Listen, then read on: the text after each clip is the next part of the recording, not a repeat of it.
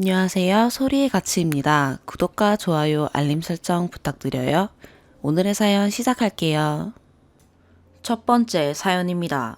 평소 읽기만 하다가 이번엔 조언을 그리고 의견을 구해보고자 글을 씁니다. 제 글 실력이 많이 부족할 수도 있지만 글이 굉장히 두서없을 수 있지만 양해해 주시고 봐주세요. 저는 해외에서 학교를 다니고 있고 아버지와 함께 살아요. 제 부모님은 어릴 때부터 저에게 엄청난 사교육을 시키셨어요. 5살 때 영어, 발레를 시작으로 수학학원과 과외 7년, 바이올린 7년, 그 외에 책 읽고 토론하는 모임, 과학, 체육인, 테니스, 생활체육, 수영 등 한국사 등등 정말 열정적이셨어요. 하지만 저는 말을 듣지 않았어요. 엄마 말로는 초3 여름부터 수학을 시작으로 말을 더럽게 안 들어먹기 시작했다고. 그래서 그때부터 너에게 해선 안 될 방법까지 동원해가며 교육을 시키려고 했다고 하세요. 지금은 몸에 문제가 생기셔서 따로 살고 계세요.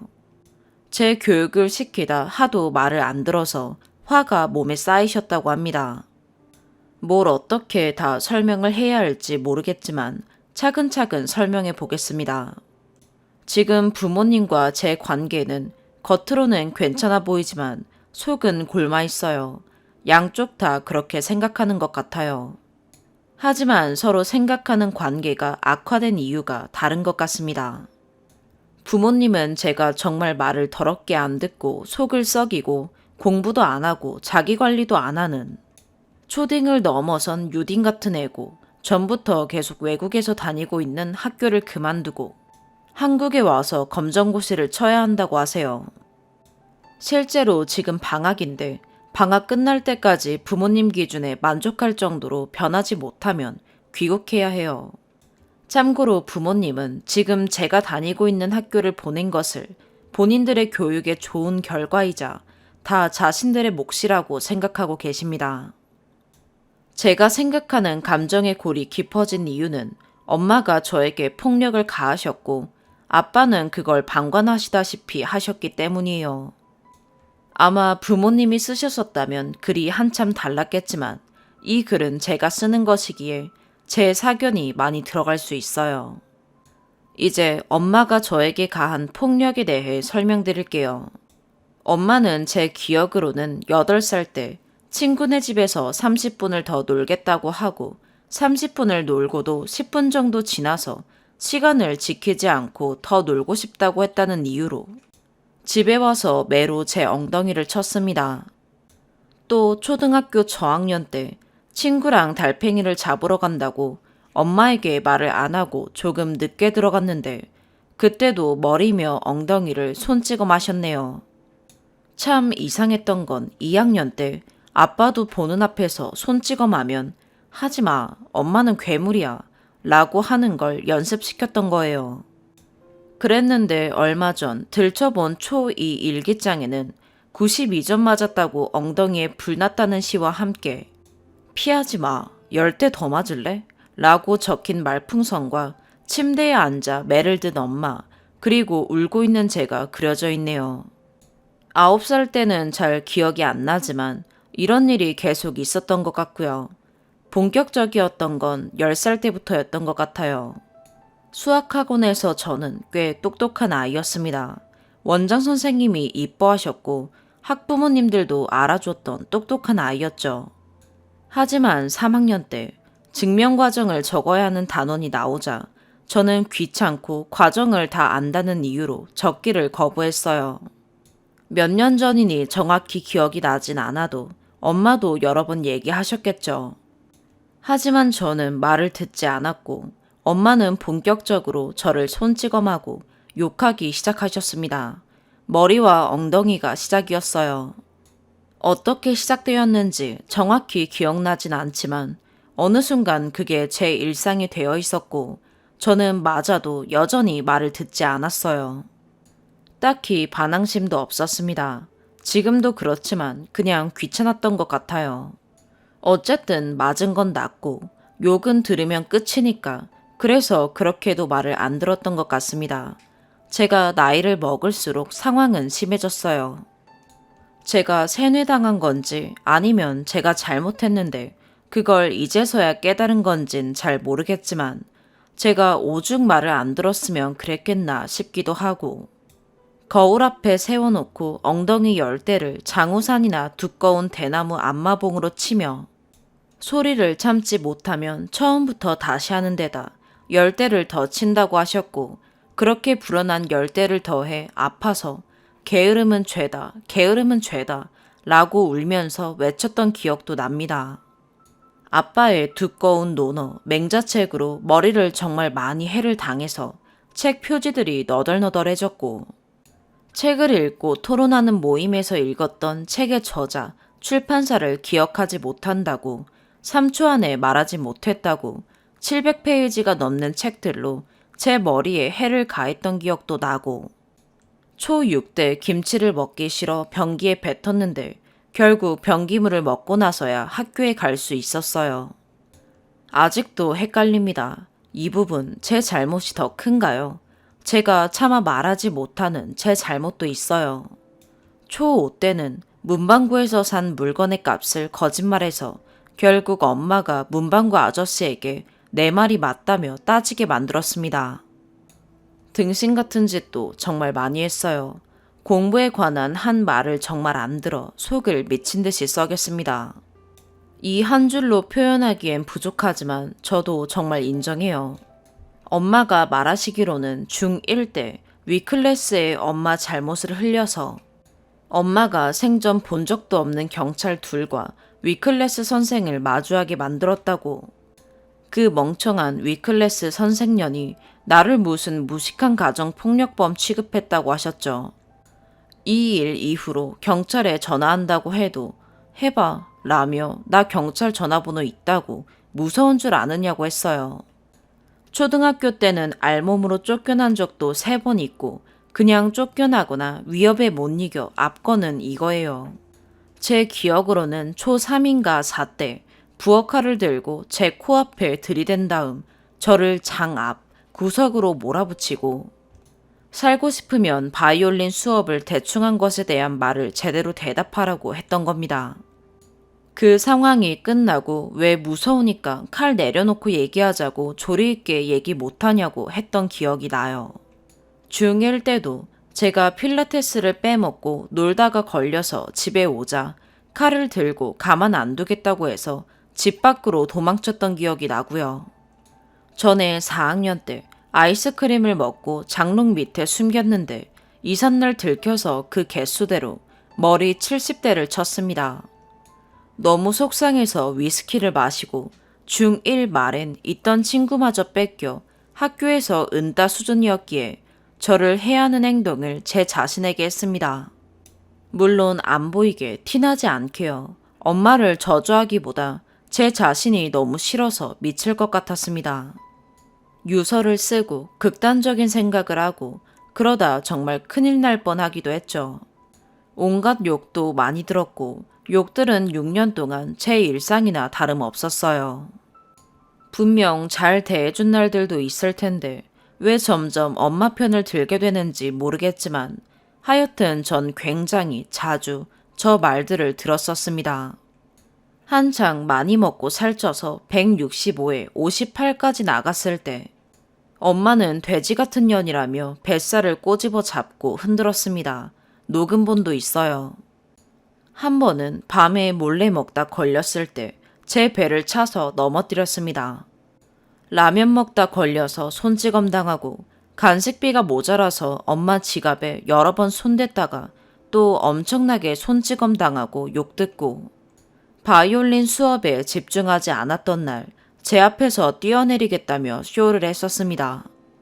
같이 망치로 매를 부숴놓고 또 새로운 매를 구해오고 초콜릿을 너무 먹어서 절 손찌검하고 불을 끈 방 안에 초콜릿을 던져놓고 제가 울고 있자 불을 켜고 들어와서 같이 울고 초2 때까지 제 멍든 엉덩이를 눈물 지으면서 얼음찜질해주고 연고도 발라주다가 초4가 넘자 넌 미안할 가치도 없다며 계속 해를 가하고 욕했어요. 그때부터 계속 교육받고 있는 걸 그만두라는 말을 하셨었고 한 번은 제가 못 이겨 그만두겠으니 그만 괴롭히라고 말하자. 지금부터 10년간 빚쟁이처럼 자신이 당한 걸 돌려주겠다고. 너가 생을 마감할 때까지 괴롭힐 거라고 했던 말에 결국 철회했던 기억이 나네요. 엄마한테 혼나고 시달리다 저는 위험에 편두통을 얻었어요. 제 잘못도 엄마 잘못도 더 있겠지만 이제 다음 얘기로 넘어가겠습니다. 이게 초2부터 중2까지 있었던 일이고 이제 지금 얘기를 해볼게요.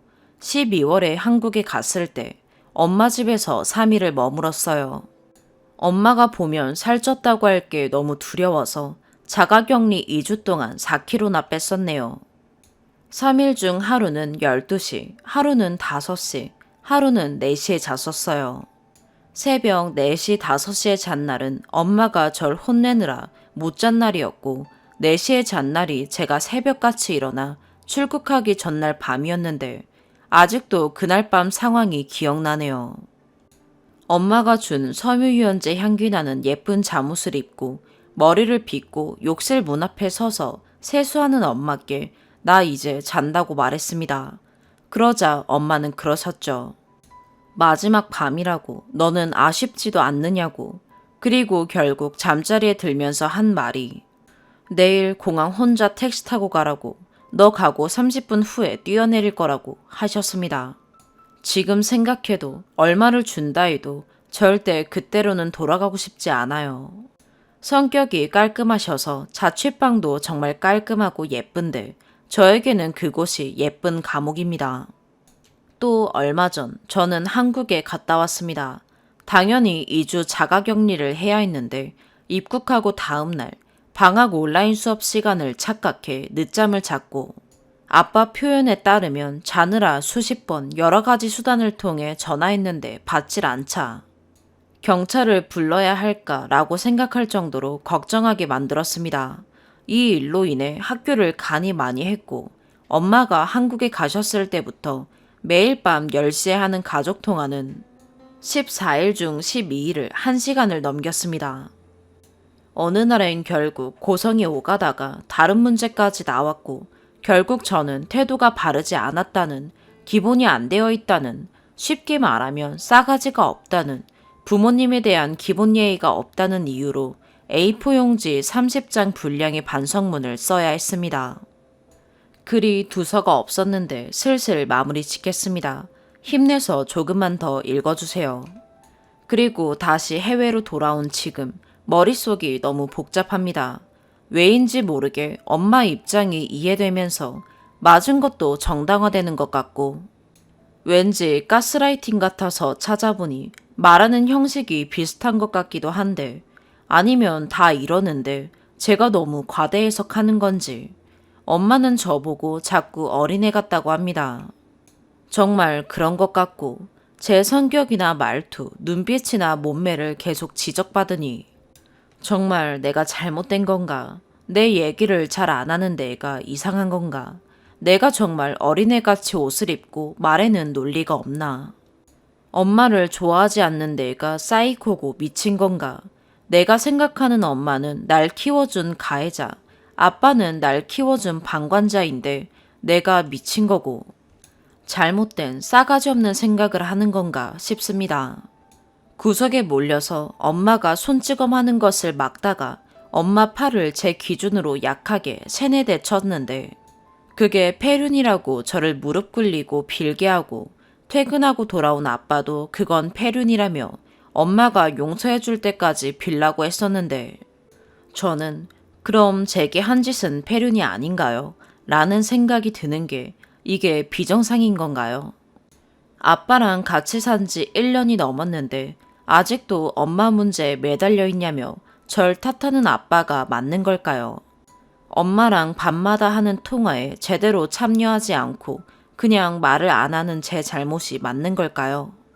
이건 정말 맞는 것 같은데 아빠 말대로 의사가 되라고 농담조로 하던 카톡에 간호사는 어때? 라고 했다고 넌 미래에 대해 생각이 없냐며 욕하는 엄마 말대로 제가 유치하고 생각 없고 그렇게 때려도 바뀌지 않는 지독한 사람인 걸까요?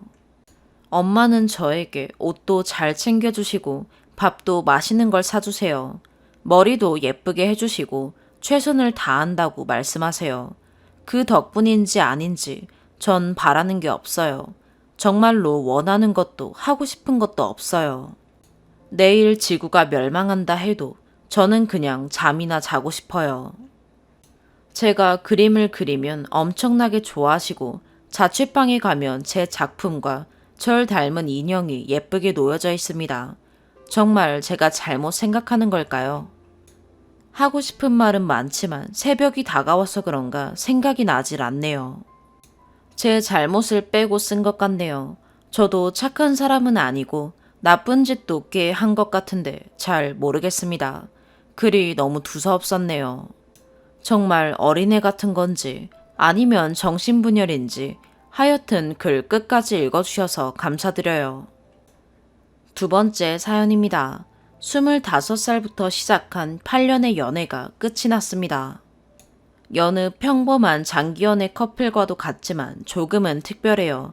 전 여자친구는 3살 연하로 둘이 33, 30살에 끝났네요. 저희는 직장에서 만났습니다. 당시에 남자친구가 있었고 꽤나 예쁘게 생긴 친구입니다. 조금씩 호감이 생겨 대쉬를 하였고 연애를 하게 되었습니다. 그 친구는 미혼모였습니다. 이래도 만나겠냐고 했지만 첫눈에 반해버려 콩깍지가 씌었고 책임감을 뒤로한 채 사랑했었습니다. 초반은 아주 강렬한 사랑을 하였고 꺼지지 않는 불꽃의 연애를 하였습니다. 그러다 몇 달 만에 아이를 가졌고 이제 사회 초년생인 저는 부모님께 말씀드렸고 미혼모인 친구의 아이는 말하지 않습니다. 그러나 반대를 하시더라고요. 결국 지키지 못하고 상처를 주었고 그 이후에 많은 걸 깨닫고 죄책감에 이 친구를 책임지자 마음을 먹었습니다. 화려했던 불길은 작은 불꽃으로 꺼질락 말락하였고 벌이가 없던 시절 제 월급으로는 데이트도 힘든 상황이었습니다. 카드빚은 늘었고 아픈 친구를 일 나가게끔 닥달했어요. 미친놈입니다. 한 번도 싸운 적 없던 저희는 싸움이 잦아지고 저는 늘 미안하다는 말만 되풀이했습니다. 이후 아이에게 마음을 주려 노력하였고 한 여자만을 바라봤습니다. 시간이 흘러가며 연애 3년 차부터 결혼 얘기가 나왔습니다. 모아둔 돈이 없었고 저희 집에 아직 미혼모인 사실을 알리지도 못했어요. 저도 내 아이다 모든 마음을 먹은 상태도 아니었고요. 미루다 보니 잦은 싸움이 계속됐고 다른 남자에게 호감을 보이는 것을 몇 번 목격했습니다. 허나 저도 사람인지라 욕하고 소리 지르고 하는 여친에게 짜증 섞인 답도 자주 했고 자주 싸웠어요.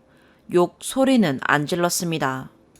그래도 금방 또 사랑하고 애정 표현해줍니다. 힘들어서 그랬을 거예요. 저는 365일 매일 만나 퇴근 픽업, 외식, 회식 픽업 등 전부 제가 나서서 했고 몇 년 동안 하루도 빼먹지 않았어요.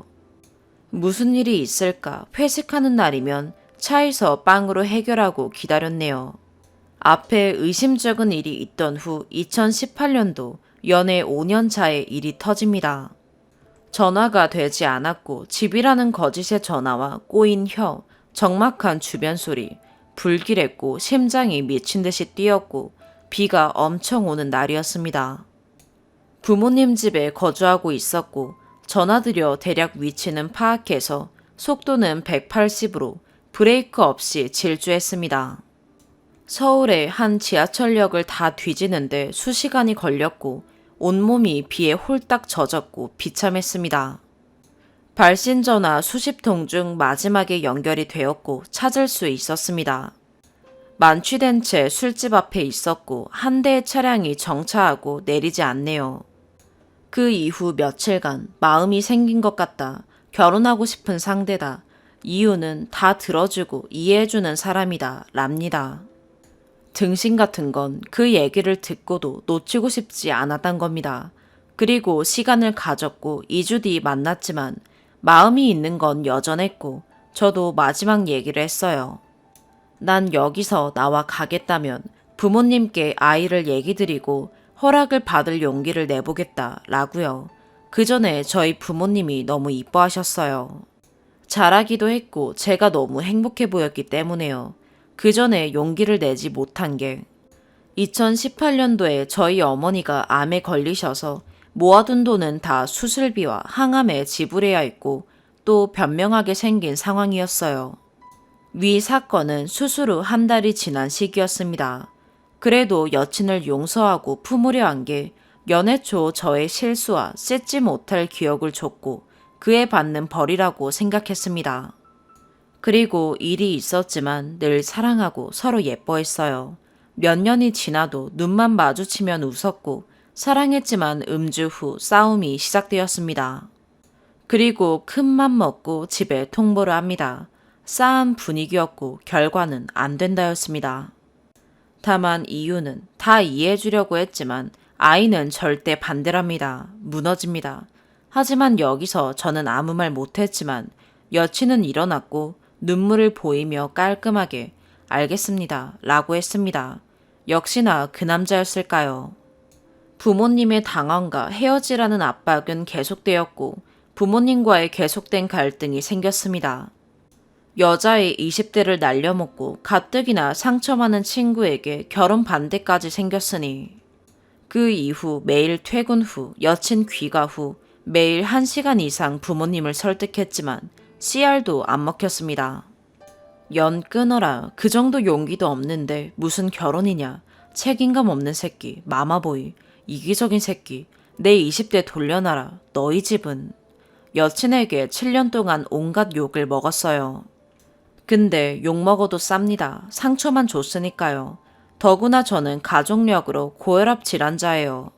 부모님 두 분 다 아프십니다. 그래도 이걸 다 이해해준 친구입니다. 그리고 늘 난 너랑 가정을 꾸리고 싶어. 마음 접은 사람이 처음이야. 이 말들이 저는 늘 진심으로 다가왔어요. 그리고 여친은 독립을 합니다. 여기서 같이 살자고 아이와 독립했어요.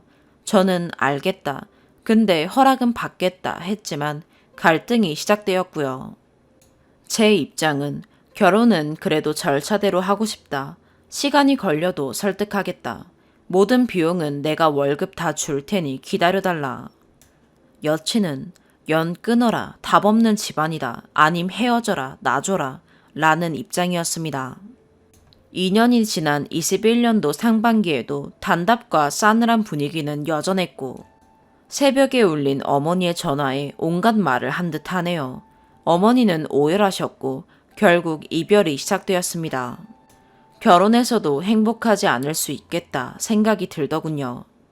안 본 지 2주가 되었지만 무덤하려 애씁니다. 카톡, 인스타 구경 등 등신짓은 했지만 그래도 마음 잡고 열심히 일했어요. 3주째 그 친구 번호가 바뀌었고 한 번에 폭풍이 왔습니다. 그 뒤 몸이 안 좋아져서 2주간 입원을 했습니다.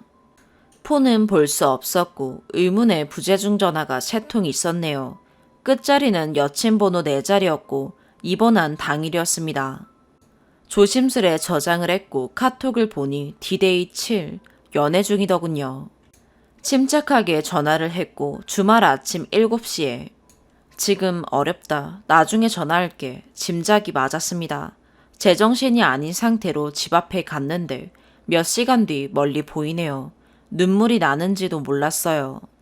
전화가 되었고 잠깐의 만남을 가졌지만 다른 사람이더군요.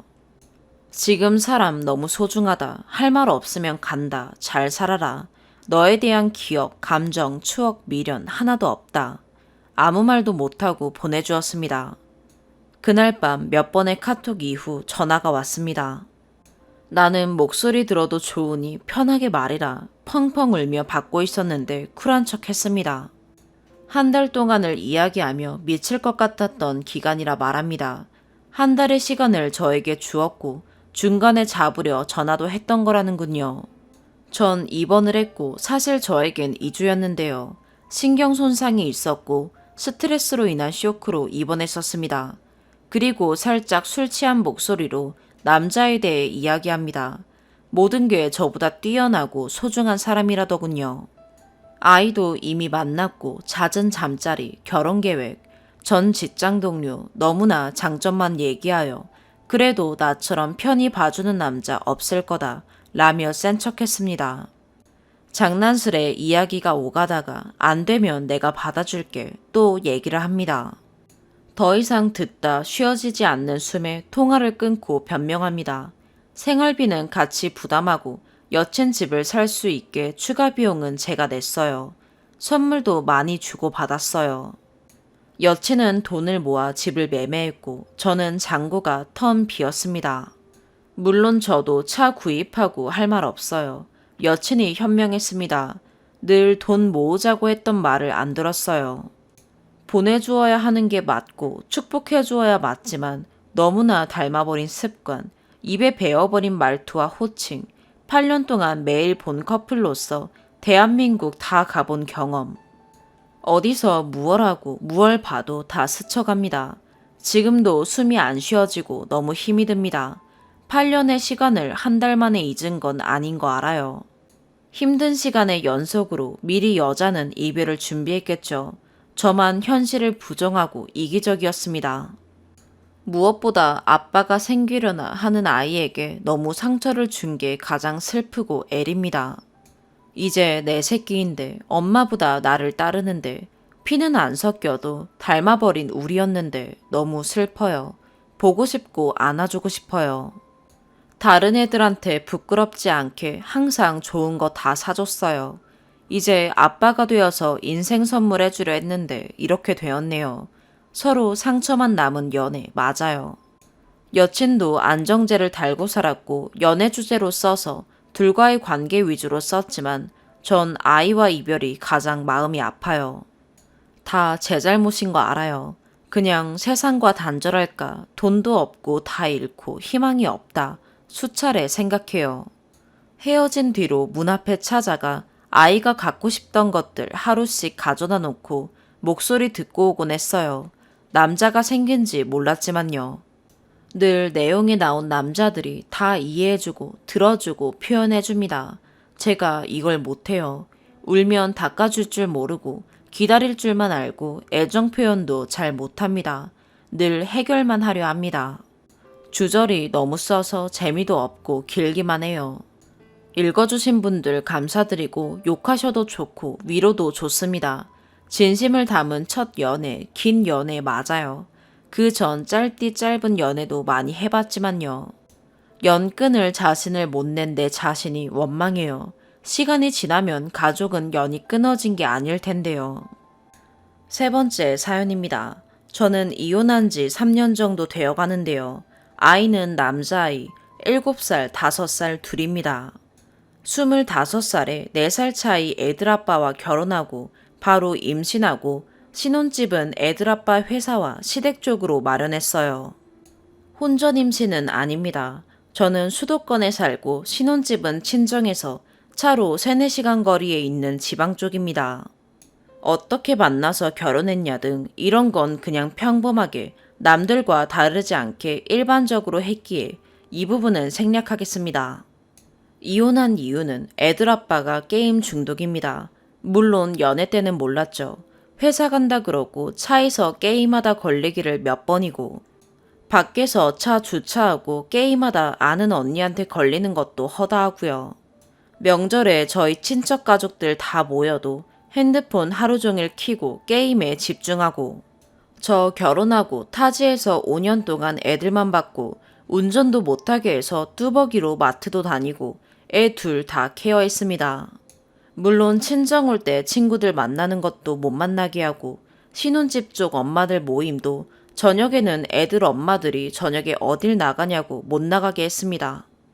그러면서 본인은 퇴근하고 저한테 회사라고 하더니만 게임하고 항상 밤 12시에 애들 다 자면 들어왔습니다. 제가 도저히 안 될 것 같아서 이혼하자고 했더니 처음에 몇 번 잡더니 이혼해주겠다. 근데 자기는 돈 못 준다. 자기가 키우겠다. 너한테는 양육비도 안 받는다. 라고 해서 합의 이혼했습니다. 그러고 애들 아빠가 몇 개월도 안 돼서 여자가 생겼고 같이 살면서 재혼 생각하고 있다. 애들도 엄마라고 생각하고 엄마라고 부르면서 잘 따르니 걱정하지 말아라. 저보고 잘 살라고 하더니만 간간히 여자랑 싸우면 뭐 물어볼 거 있다면서 연락을 해왔고 짧게 톡 몇 번 주고받은 거에는 잘 지내냐는 둥 자기는 못 지낸다 이런 대화가 2번 정도 있었고 그 이후로는 연락이 없었습니다. 저도 결혼 생활하면서 생활비와 빚진 거 이혼하고 일자리 구해가면서 열심히 갚고 회사 다니면서 6살 차이 나고 미혼인 직장 상사랑 가까워지고 제 사정 다 알고 그래도 감싸주시고 저 힘들 때 멘탈 잡아주고 남자친구도 금전적으로 어려워 부유한 연애는 아니더라도 서로 아껴가면서 만났습니다. 이제 둘 다 자리 잡고 숨통 트여서 이제 먹을 거 먹을 수 있고 데이트다운 데이트하고 서로 감싸주고 없으면 안 될 사이가 되었습니다. 어느 날은 아파트 관리비가 밀렸다는 연락을 관리사무소에서 저한테 연락이 와서 애들 아빠한테 캡처해서 톡으로 보냈고 며칠이 지나도 읽지 않기에 전화를 했더니 받길래 제가 관리비 미납됐다고 나한테 연락 온다. 왜 내가 보낸 톡을 안 보느냐 이런 거 안 오게 해달라 했더니 옆에 여자가 같이 듣고 있었는지 관리비? 이러더니 애들 아빠가 몰랐다고 알겠다고 그러고 끊었습니다. 그러고는 문자로 애들 관련이나 이런 거 관련해서 연락 오는 거 알려달래서 다 알려주고 나한테 안 오게 신경 좀 쓰라고 했습니다. 본론은 며칠 전에 잘 지내냐고 연락이 오더군요. 자기 재혼하려던 거 파토 났다고 첫째가 이제 초등학교 들어가는데 엄마가 필요하다고 애들도 엄마 생각 많이 한다고 애들 보고 싶지 않냐고 해서 저희 친정엄마도 그렇고 저도 애들이 걱정됐기에 주말에 데리고 오라고 했습니다. 그러고 주말에 만나서 애들만 집에서 2박 3일 놀고 애들 아빠는 어디 안 가고 친정 지하주차장에서 자기 차에서 노숙 아닌 노숙을 하면서 온갖 불쌍한 척 착한 척 다 하고 있더라고요. 주말에 애들이랑 헤어지고 집 가면서 연락 오더니 애들이 엄마랑 있어서 너무 좋아했다고 다시 한 번 더 늦기 전에 잘 생각해 보라고 하더군요. 집안일도 도와줄 거고 자기 게임도 안 한다고요. 근데 첫째가 집에 와서 물어보지도 않았는데 아빠 이제 게임 안 해. 그러더니 다음날은 삼촌 게임하는 거 보고 우리 아빠도 맨날 게임한다고 게임해서 안 놀아준다고 그러더라고요. 그리고 첫째가 서울 엄마 재혼하려던 여자는 이제 안 온다고 자기 엄마 없다고 그러고 이제 애들이 말을 할 줄 아니까 더 마음이 아프더라고요. 애들만 데리고 와서 키우자니 금전적으로 많이 부족하고 친정도 부유하지 않아서요. 그리고 무엇보다 애들 아빠가 애들을 저한테 보내주지 않아요. 애들 생각해서는 애들 엄마로 돌아가야 하는데 애들 아빠랑 눈도 마주치기도 말도 하기 싫어요. 결혼 생활 내내 애들 키우면서 살기 싫다는 생각만 했지 행복하지 않았어요. 그래서 다시 돌아가고 싶지 않고 애들 생각하면 엄마 본분을 다 해야 하고 지금 남친 생각하면 미안하고 서로 마지막 사람이다 이러고 만나고 있던 찰나에 이렇게 일이 생겨버려서 저 어떻게 하면 좋을까요? 저도 여자이고 싶은데 이제 31살인데 남편과 사랑 없는 가족으로 애들만 바라보는 그런 삶을 살아야 할까요? 더 늦기 전에 남자친구 놓아주는 게 그나마 맞는 거겠죠. 애들 아빠한테 안 되겠다고 말하면 이제 애들도 못 보고 애들은 계속 엄마 찾을 거고 저는 지금 행복한데 항상 마음 한켠에는 애들이 있거든요. 추가. 제가 급하게 쓰느라 설명을 대충 했나 봐요. 이혼할 때 애들은 내가 키우는 대신 친정 쪽에 애들이랑 살 집이랑 양육비 달라고 했더니 그냥 자기가 키우겠다고 했어요. 그리고 애들 아빠네는 부모님이 자동차 부품 만드는 공장을 크지도 작지도 않게 하고 계세요. 애들 아빠는 거기서 납품 다니면서 일을 도와주고 있고요. 아무래도 애들 키우는 거는 그나마 돈 있는 애들 아빠가 나을 것 같아서 믿고 있는 부분도 없지 않아 있네요. 사무직해서 기본급 받는 저보다는 부모님 지원해주는 그런 애들 아빠 쪽이 나을 것 같다는 생각을 했거든요. 그리고 재혼할 여자는 애들 아빠 말로는 그 여자도 딸이 하나 있는데 저희 아이들을 더 혼내고 차별한다고 느껴서 그걸로 갈등이 좀 있었대요. 그리고 재혼할 여자 딸이 저희 첫째 때리고 첫째는 맞고만 있어서 애들 아빠가 너도 때리라고 그랬다는데 그렇게 같이 때리라고 한 애들 아빠도 좀 그렇네요. 오늘도 애들이 자기 전에 보고 싶다고 아침에도 보고 싶다고 그랬다고 오늘 밤 자기 전에 애들이랑 전화통화 가능하냐고 물어보네요. 네 번째 사연입니다. 저는 올해 고3인 여학생인데요. 집에는 공부를 잘해서 스카이급 대학을 간 오빠와 맞벌이를 하시는 부모님이 있어요. 저는 미술을 하고 있고 내신 등급은 3.1이고 모의고사 성적은 2에서 3 정도인 중위권 성적대의 학생이에요. 미술을 하기 때문에 서울 중상위권 대학도 써볼 수 있는 성적입니다. 오늘 글을 쓰는 이유는 그냥 너무 힘든데 아무 데에도 말할 곳이 없어서 쓰고 있어요.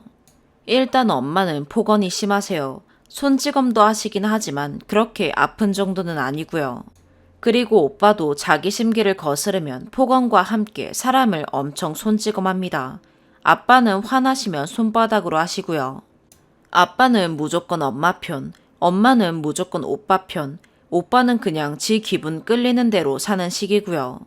제가 주로 이렇게까지 혼나는 레퍼토리는 공부입니다. 오빠가 전교 1, 2등을 해서 저와 비교할 수 없는 상대라 생각하시는 건지 본인 입으로는 너네 오빠랑 너는 비교 안 한다. 뭐 이렇게 말씀하시긴 하는데 은연중에서 항상 저랑 오빠를 비교하시는 것 같아요. 공부를 3, 4시간 정도 하고 5분 정도 거실에 앉아 있는 것조차 엄청 욕을 하세요. 그리고 저는 집중을 잘 못하거든요. 물론 그렇다고 딴짓을 하는 건 아닙니다. 저는 고1 때부터 투지폰을 쓰고 있어요. 엄마가 전자기기에 대한 통제를 엄청 하시거든요. 그래서 저는 최대한 앉아있는 시간이라도 집중해서 하려 하는데 항상 엄마의 만족도에 부응할 만큼은 못하는 편입니다. 그래서 항상 갈등이 시작되고요. 근데 엄마는 이거에 대해 엄청난 스트레스를 받으세요. 그래서 저 약간 성인 ADHD인 것 같다. 제가 그렇게 마음에 안 드시면 병원 상담받게 해달라 했더니 그것도 미쳤냐고 지금 시기에 병원을 왜 다니냐 라고 못 가게 하셨습니다. 왜 투자하는 만큼 열심히 안 하지? 약간 이런 마인드이신 것 같아요. 저는 이게 최선이라고 하고 있는데 항상 엄마 기준에는 맞추지 못하는 느낌이 들어요. 저는 제 곁에 정신적인 지주 같은 엄마가 있었으면 좋겠는데 집에 오면 항상 욕먹어요. 공부만 가지고 잔소리하는 건 저도 어느 정도 참고 살아갈 수 있거든요. 제가 뭐 그렇게 공부 잘하는 사람도 아니고 엄마 마음이 이해는 가요. 근데 이제 사람을 속된 말로 정말 등신 취급을 합니다. 저희 집은 식사를 할 땐 무조건 딴짓 말고 대화를 나누어야 하는데요. 3명이서 정치 얘기나 사회 얘기하고 있으면 저도 아는 얘기다 싶어 조금 말이라도 얹으면 네가 뭘 알아 식으로 얘기를 하세요. 그때부터 딱 말하고 싶지가 않더라고요. 저번에는 집에서 쉴 때 모 연예인의 열애 기사가 떴길래 헐 둘이 잘 어울린다 이 말 한마디 했다가 오빠가 네가 지금 그거 볼 때냐?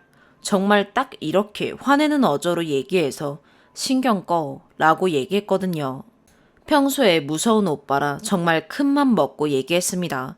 그랬더니 들고 있던 숟가락 젓가락이 다 저에게 날라오더군요. 그래서 이게 지금 뭐 하는 짓이냐 했더니 사람을 진짜 엄청 손찌검해요. 엄마도 보고 있다가 와서 말렸고요. 저는 정말 어이가 없고 당황스러워서 집 밖으로 나왔어요. 마음을 추스리고 돌아오자 엄마가 저한테 화를 내더라고요. 장유유서 모르냐고 오빠한테 왜 그렇게 얘기를 하냐고 그러더라고요. 애초에 쉬고 있는 사람한테 그런 식으로 말한 게 누군데. 심지어 저랑 체격 차이도 엄청나요. 한 대만 쳐도 어깨가 아픈데 말 한 번 싹수 없게 했다고 사람을 그렇게 쳐도 되는 건지. 그래서 결국엔 제가 사과하고 끝냈어요. 오빠한테는 다음부턴 손찌검하지 말아라 이 한마디가 끝이었고요. 근데 이런 일이 한두 번이 아니라 저는 오빠한테 뭔 말도 못하고 살아요. 저번에는 라면 끓이고 있는데 집에 들어오더니 왜 자기 건 안 끓이고 있냐고 엄청 뭐라고 하더라고요. 원래 밖에서 자주 먹지 않냐. 그래서 내 것만 끓였다 하고 냄비를 식탁에 올려놓고 젓가락을 가지러 부엌이 갔어요. 근데 그 간 사이에 제 자리에 앉아서 세 젓가락이나 먹어놨더라고요. 근데 화내지도 못하고 이게 뭐 하는 짓이냐 라고 했는데 좀만 먹은 거 가지고 난리친다고 정신병자년이라고 하더라고요. 그래서 내가 이랬으면 가만 안 뒀을 거 아니냐 했더니 뒤졌지 이러면서 또 지방으로 갑니다. 정말 화났는데 라면도 있으니까 그냥 앉아서 먹었어요. 다 먹고 나서 군만두도 먹고 싶어 구우려고 프라이팬을 꺼냈는데 제가 진짜 등신같이 밥도 못 먹었다길래 오빠 것도 2개 정도 구웠거든요. 그래서 구워서 가져다 줬는데 이걸 왜 자기를 주냐길래 밥 못 먹었다며 라고 했더니 다시 저한테 접시를 내미는 겁니다. 아무 말도 안 하고 부엌으로 가길래 따라가서 왜 안 먹냐 했더니 이걸 누구 코에 붙이냐고 입 다물고 가서 네 거나 먹으라는 거예요. 진심 코앞에서 침 튀기면서 소리 질러서 얼굴 씻었습니다. 근데 저는 등신같이 또 맞을까봐 그냥 아무 말도 못하고 가서 앉아서 먹었어요. 그냥 대충 이런 등신 취급이 거의 매일 반복돼요. 엄마는 엄마대로 오빠 편만 드시고요. 아빠는 엄마 말만 듣고요. 제가 필력이 딸려서 이 정도밖에 못 쓰는데 아무튼 너무 힘들고 지치고 밖에 나가선 모범생까진 아니어도 성실하고 착한 사람 취급받는 제가 집에선 등신 취급받는 게 이해가 안 가요. 그래도 여기에 쓰고 나니 속이 좀 후련합니다. 추가. 우선 여느 집이 그렇듯이 저희 집은 아무 일이 없을 때는 화목한 편입니다. 가족 톡방까지 있는 정도의 화목함은 아니지만 그냥 평범해요. 어머니는 기분 좋으실 땐 사랑하니까 그러지 이런 말도 자주 하시고요. 부모님에게 사랑을 안 받아봤다고는 생각하지 않아요. 그저 이 가정에서 인정받지 못하는 게 너무 한이고 슬픔입니다. 주작이냐는 댓글도 있던데 제가 못하러 가뜩이나 바쁜 수시실기 준비 시간에 이런 글을 쓰나요? 댓글에서 많은 위로 받고 갑니다. 너무 따뜻한 댓글들 감사해요. 힘내서 수시 실기 준비도 정시 공부도 열심히 해볼게요. 열심히 살아서 독립할게요. 오늘의 사연 여기까지입니다. 구독과 좋아요, 알림 설정 부탁드려요. 시청해주셔서 감사합니다.